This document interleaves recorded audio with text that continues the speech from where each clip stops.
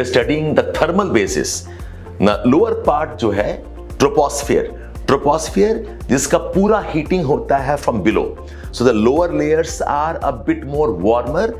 As you rise up the height, it becomes a bit less warm. It starts cooling down because of distance from the surface. And I think you know about the idea called as normal lapse rate. At the rate at which the atmosphere cools with every kilometer height, ये approximately 6.5 degree centigrade पर kilometre है. हर kilometre से 6.5 degrees temperature और कम हो जाता है. This happens for the troposphere.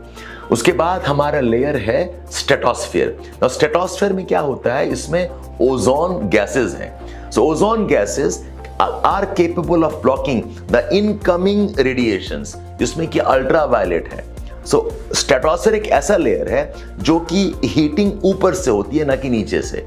तो troposphere की हीटिंग होती है नीचे से, तो नीचे का वार्म है, आप ऊपर जाएंगे ठंडा हो जाता है. स्ट्रेटोस्फियर की हीटिंग होती है ऊपर से, so as you come down it becomes cooler. So while the troposphere cools with height, the stratosphere warms with height. Stratosphere का लोअर पार्ट ठंडा है और ऊपर का पार्ट इज वार्मर.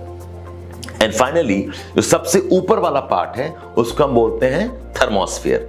थर्मोस्फियर की खासियत ये है, it has lot of ions.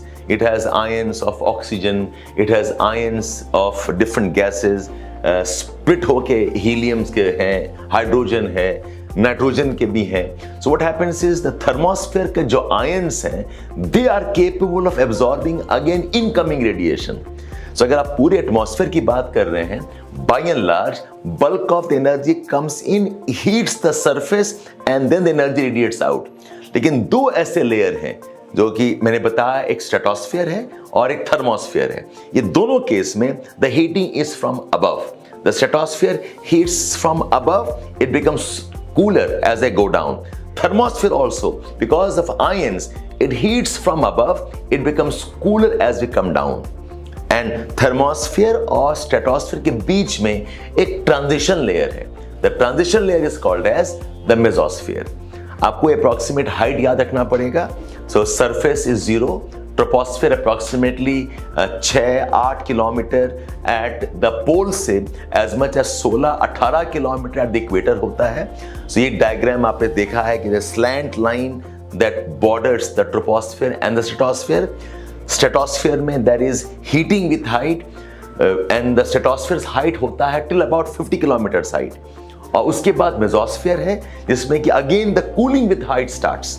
The lower layers are warmer, the upper layer becomes less warm, it cools. Mesosphere exists up till 80 kilometres. और उसके बाद है thermosphere which again heating above से होता है. Lower part of thermosphere is relatively cooler. So remember the heights 0, 6 to 8 kilometres approximately poles पे, 16-18 kilometre approximately equator पे, यह है troposphere. Then the stratosphere is up to 50 kilometres, mesosphere is up to 80 kilometres and beyond that we have the thermosphere. ये आपके layering approximately हैं. आप diagram देखें, जो ग्राफ्स दिख रहे हैं, ये slant lines are essentially the trends of how the temperature is changing with height. So these 4 layers are the main layers in terms of temperature.